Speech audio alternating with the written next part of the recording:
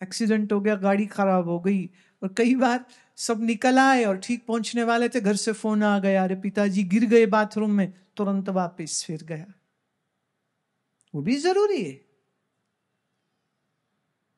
हमारी इच्छा कर्म में परिवर्तित होती है, क्योंकि इच्छा मतलब है एक फोर्स।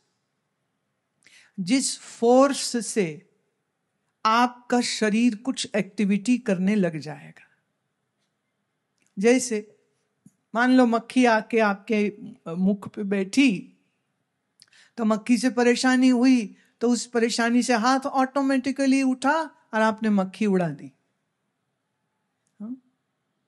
अब अगर आपके नींद लगी होती, आप सो रहे होते और मुंह खुला होता है, और खुले मुंह में मक्खी इन आउट हो रही, तुम्हें पता ही नहीं चल रहा, तो आप मक्खी नहीं हटाओगे। लेकिन मक्खी को मात दे देता है मच्छर। कितनी गहरी नींद में आओ, कान में गाना सुनाता है, सोता सोता भी आदमी हाथ मार देता है, लेकिन फिर भी तुम जानते हो कभी कभी सुबह उठते हो तो खूब मच्छरों से कटवाए कटवाए उठते हो। मच्छर आके भंडारा करके गए, खूब सारा खून पी गए, आके लंगर लग गया ना रात को, रक्त लंगर। वो आए आके, अब तुम्हें क्यों नहीं पता चला? क्योंकि नींद में शरीर पर मच्छर ने वार किया है, इसका एहसास नहीं हुआ। ताहत कब उठता है? जब मन में एहसास आता है। तो हमारे मन से उठे हुए इच्छाओं की लहरों के वलवले हमारे शरीर में एक्टिविटी या कर्म जो लेकर के आते हैं। श्री कृष्ण कहते हैं, मनसस्तु परा बुद्धिर्यो बुद्धे परस्तस्तु सह एवं बुद्धे परम बुद्धवा संस्तप्यात्मान आत्मनः। इंद्रियां बड़ी बलवती हैं, इंद्रियां बहुत मजबूत होती है, इंद्रियों के बल के आगे मन भी हार जाता है। इंद्रियां सूक्ष्म है, बलवान है। इंद्रियों से ज्यादा हमारा मन बलवान है, मन से भी ज्यादा चित्त बलवान है। और चित्त में क्या क्या गया, जो कुछ इंद्रियों के द्वारा हमने देखा, सुना, सूंघा, चखा, भोगा, वो सब आपके चित्त में स्टोर हो जाता है। जैसे आपने कहीं खाना खाया, बहुत स्वाद था, अब ये स्टोर हो गया चित्त में कि यहाँ खाना स्वाद है, और मन में और सुख भोगने की चाह लेकर के फिर जब कभी उसी सड़क से दोबारा निकले तो मन ने रिमाइंडर दे दिया, इस रेस्टोरेंट का खाना बहुत अच्छा है। पर चूंकि काम कर रहे थे तो जा ना पाए। पर तुम जितनी बार उस रोड से निकलोगे उतने बार तुम्हारा मन रिमाइंडर देगा, यहाँ खाना अच्छा है, यहाँ खाना अच्छा है, यहाँ खाना अच्छा है।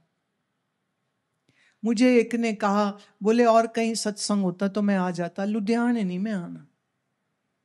कह रहे मुझे लुधियाना पसंद ही नहीं। मैं क्यों?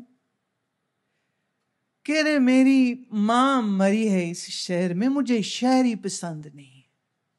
मैं शहर थोड़ी मार दिया, मां तेरी बुजुर्ग थी, बीमार थी, मर गई, शहर से कैसी नफरत। पर मन में क्या बैठ गया, इस शहर में मेरी मां मरी, मुझे ये शहर ही पसंद नहीं। मुझे इससे क्या करे ना, वो ज्यों के लेके पात में पात, पात में पात, थियो संतन की बात में बात, बात में बात। मुझे याद पड़ता है एक बार हम लोग तीर्थ यात्रा के लिए, पुरानी बात है जब अमृतसर में रहती थी, तो हमारे सत्संगी जितने थे वो कहते आपके साथ 3-4 दिन बिताने हैं, मैं चलो। तो देवी दर्शन के लिए चले गए। हम लोग जब ये निकले टांगरा, होशियारपुर वाला बेल्ट से जब गुजर रहे थे, तो एक माता कोशिश करे खिड़की खोलने की बस की, उससे खुले नहीं। जो उसने शोर मचाया, कंडक्टर कंडक्टर खोल खोल खोल। क्यों खोल, रहने देना, बाहर दिख तो रहा है। कहती ना ना, मेरे पेकियां दे पिंड दी हवा में लेनी है। उसका मायका होगा ना। कहती जल्दी खोल, अपने मायके की हवा में मैंने सांस लेनी है। तो मैं मुड़ के देखा, मैं है, और 60-65 साल की वो महिला है। जब शादी हुई थी तो शायद 16-17 की थी, लेकिन आज भी मन में क्या बैठा है, मेरे पिंड दी हवा मैं खानी है। क्या बैठ गया है? संस्कार। इसी संस्कार से उठती है इच्छा।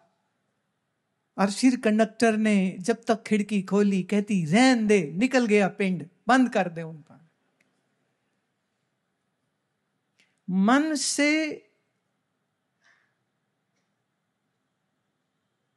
मन का जो बल है वो इंद्रियों से भी ज्यादा है। आपकी सारी मेमोरीज मन में है, लेन देन सुख सब मन में है। और मन के भी 3 तल होते, चेतन मन, अवचेतन मन, अचेतन मन। Conscious mind, subconscious mind, unconscious mind. हमारे जन्मों जन्मों की मेमोरीज, इच्छाएं हमारे अनकॉन्शियस माइंड में, अचेतन मन में। वही हमारे अवचेतन मन में, सबकॉन्शियस में आती, वो ही हमारे कॉन्शियस माइंड में, सचेत मन में इच्छाओं का जाल बनने लग जाता है। इसलिए बहुत सी चीजें ऐसी है जो आपने कभी सोची नहीं थी, पर अचानक तुम्हारा मन चाहता है मैं ये करूं, मैं यहां जाऊं, मैं ये देखूं, ये भोगूं, ये खाऊं, ये सुनूं। और जब वो चीज मिल जाती है तो मन खुश हो जाता, मन प्रसन्न हो जाता है। इसे हम कह सकते हैं कंडीशनिंग ऑफ द माइंड। हमारे मन को ट्रेनिंग मिल गई है, इस चीज से सुख है उस चीज के पीछे भागेगा, इस चीज से दुख है उस चीज से दूर जाएगा। आप किसके घर जाना पसंद करोगे? जहां इज्जत, प्यार, खाना, सेवा, पानी अच्छा हो, या जिस घर से गालियां पड़ती हैं? ऑब्वियसली जहां प्यार इज्जत मिले आपको वहां जाना पसंद है। हम किसी के घर में थे, सबने खाना खा लिया, तो थोड़े कोई लेट पहुंचे, तो जो घर की देवी जी थी वो कहती है खा लो नहीं तो कुत्ते नु ही पानी सी। अब बताइए, बढ़िया से बढ़िया खाना था, क्या गेस्ट खाएगा ऐसी बात सुनने के बाद? तो बड़ा गुस्सा हो गए कि मतलब कुत्ते को डालना था, वो हम कुत्ते हैं क्या? अब वो सहज कह रही थी, लगा के नहीं कह रही थी, पर भैया कहने से पहले सोच तो लेना चाहिए। हमारे शब्द, हमारी भाषा, हमारे जेस्चर्स, उसका बड़ा बड़ा एक प्रभाव होता है। और कभी कभी कुछ ना कहो, बस प्यार भरी निगाह से किसी को देखो और खाना दिखाओ कि खाओ, बोलो ना बोलो, तुम्हारी आंखों से जो प्यार बरसेगा ना, तो वो प्यार से वो भले मूंगी की दाल हो वो भी अमृत समझ के खा जाएगा।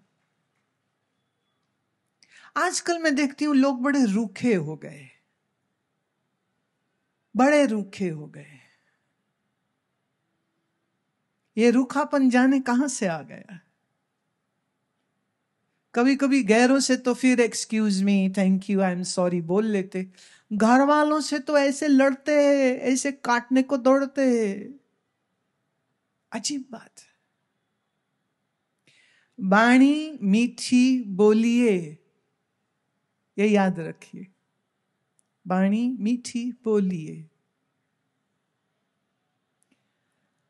भगवान के मंदिर में जाके मूर्ति के सामने हाथ जोड़ के मीठे मीठे गीत तो गा लेता है, पर ईश्वर के बनाए हुए मनुष्यों के साथ तू तड़ाक और गाली गलौज करके, और एक खासियत जो कुछ पंजाबियों की ज्यादा है, सब नहीं पर कुछ लोग हैं, बात बात पे माँ बहन की गाली देते रहते। तुम किसी की माँ को गाली देते हो, वो गाली तेरी माँ को भी जा रही है। तो किसी की बहन को गाली देगा, वो गाली तेरी बहन को भी जा रही है। तो थोड़ा सोच के जुबान पर शब्द लाने चाहिए, ऐसे ही कुछ भी नहीं बोल देना चाहिए।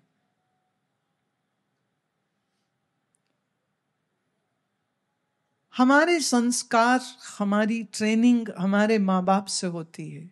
मैंने मिलवाया ना वो छोटी बच्ची को, वो बच्ची ने क्या सीखा कि शाम को सतनाम वाहेगुरु का जाप करना चाहिए। वो 4.5 साल की बच्ची करती है और सबको करवाती है। पर फिर कई घर ऐसे हैं जहां माँ बाप, दादी दादा गालियां देते हैं, उनके छोटे छोटे बच्चे भी गालियां देनी सीख जाते हैं। पर ये याद रहे, हर इच्छा एक फोर्स है, एक ताकत है, एक शक्ति है। हर इच्छा कर्म में परिवर्तित होगी, आज नहीं तो कल, कल नहीं तो परसों, उसमें देर नहीं लगेगी। So be very watchful of what you desire. क्या सोचते हो, उस सोच के आने से पहले उस सोच पर भी सोच करनी चाहिए, सोच पर भी सोच करनी चाहिए। ऐसे ही कुछ नहीं बोल देना चाहिए। फिर ये भी बात सच है, आप हम सब, सबना का मां प्यो आप है, आप पे सार करे। सबका बाप एक ही तो है, परमेश्वर। तो परमात्मा के बच्चे हैं, तो बहुत सी शक्तियां तो तुम भी रखते हो। और एक शक्ति ये भी है कि जो सोचोगे वो होने लग जाएगा। इसलिए सोचने से पहले थोड़ा सावधान जरूर हो जाना। एक सज्जन मुझे मिले थे कि सारी जिंदगी उन्होंने पैसे कमाए, बहुत बहुत बहुत पैसे कमाए, और हमेशा पैसा पैसा पैसा ही करते रहे कि कभी घर में गलती से टीवी में दरबार साहब का कीर्तन आता हो तो वो उसको बंद करा देते थे कि नहीं ना, मेरे को नहीं सुनना, क्यों वैराग का कोई वचन आ गया ना, सब सब छूट जाना यहाँ पर, नहीं नहीं मेरे को नहीं सुनना, बंद करो इसको। ऐसा पैसों का पीर। और फिर उसकी याददाश्त चली गई, कितना पैसा कहां जमा किया सब भूल गया। उसका बेटा बहू बच्चे पोते कौन है सब भूल गया। और 8-10 साल के बच्चे की जैसी अकल और हरकतें होती है, वो वैसी ही हरकत बस किए चले जाए। कई साल पहले मैं उनके बेटे के घर में रुकी, वो आए नहीं मिलने के लिए, क्योंकि उनको सत्संग से कोई लेना देना नहीं, वो आए भी नहीं मिलने, मर्जी भाई उनकी। बहुत नफरत थी उनको, तो मालूम हुआ मुझे, मैं चल कोई बात नहीं। फिर ये समय आया कि उनकी याददाश्त चली गई, तो उनके बेटे ने उनको अपने ही घर में ले आए। अब बेटे के घर में रह रहे हैं, और मैं फिर जब उसी घर में गई रहने के लिए, सत्संग था, तो अब वो मेरे आमने सामने हैं, पर उसको ये याद नहीं है कि वो कौन है, और ये भी याद नहीं कि मैं कौन हूं।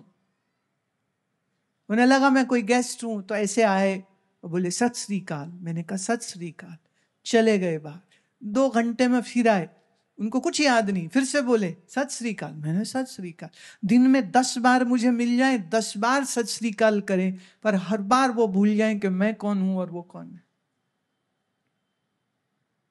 मैं तो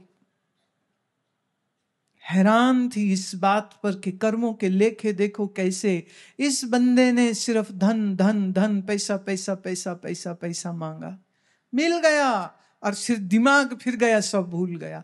सत्संग इसने कभी मांगा नहीं, धर्म कभी चाहा नहीं, खुद आके कभी क्या मुझे मिलना था, मैं उसी के घर में बैठी हूं, वो पहचान भी नहीं रहा। और उसके सामने आके सैकड़ों लोग मिलने आते, पूछने आते साधना का, ये वो सत्संग की चर्चा हो रही है, और ये जनाब बैठे ही ने कुछ याद नहीं और कुछ समझ भी नहीं आ रही। कबीर साहब कहते हैं, जब लग जरा रोग नहीं आया, जब लग काल ग्रसी नहीं काया, जब लग बिकल भई नहीं बाणी, भजले रे मन सारंग पानी। जब तक जरा माने बुढ़ापा नहीं आया, जब तक रोग नहीं आए, जब तक मौत ने तेरे प्राण खा नहीं लिए, जब तक बुढ़ापे में ना जुबान से शब्द नहीं निकलते, ताकत नहीं रहती है, वीकनेस इतनी बोल नहीं पाता, बिकल भई नहीं बाणी, बिकल मतलब अनएबल टू स्पीक, पाजले रे मन सारंग पानी, तब तक उस आनंद के दाता परमेश्वर का सुमिरन कर ले। कितनी शर्तें रख दी, बुढ़ापा, बीमारी और मौत, 3 हालात में तो सुमिरन तो क्या ही कर पाएगा।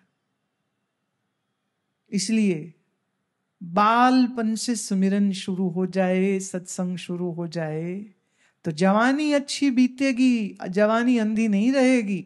नाम भजन सुमिरन ज्ञान चिंतन करते हुए हक हलाल की कमाई करेगा, आप खाएगा, दूसरों को खिलाएगा, बड़ों की सेवा पूजा करेगा, छोटों को प्यार देगा।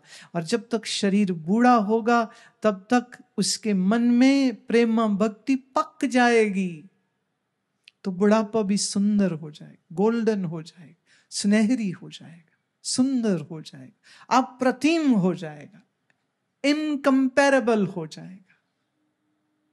जैसे होता है ना, शराब जितनी पुरानी होती चली जाए ना, उतनी नशा का जो वैल्यू है उसका बढ़ जाता है। ऐसे जो बालपन से सुमिरन करने लग जाएगा, ज्ञान चिंतन करने लग जाएगा, जब तक शरीर बूढ़ा होगा ना, अंदर वो आनंद, अंदर वो ज्ञान इतना परिपक्व हो जाएगा। मैंने कहा था ना पहले ही दिन, साधना करोगे तो खुद संत हो जाओगे, तुम खुद महात्मा हो जाओगे, और ऐसा सुंदर जीवन तुम्हारा होना चाहिए। उसी के लिए तो ये सत्संग का आयोजन रखा है।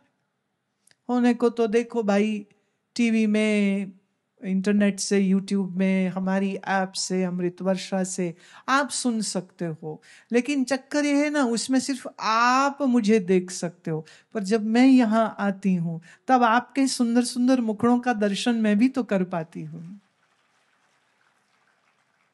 तो मैं अपनी आंखों को ये सुकून देने आती हूँ, ये सुख देने आती हूँ, आपके लिए नहीं, मैं तो खुद अपने लिए आती हूँ।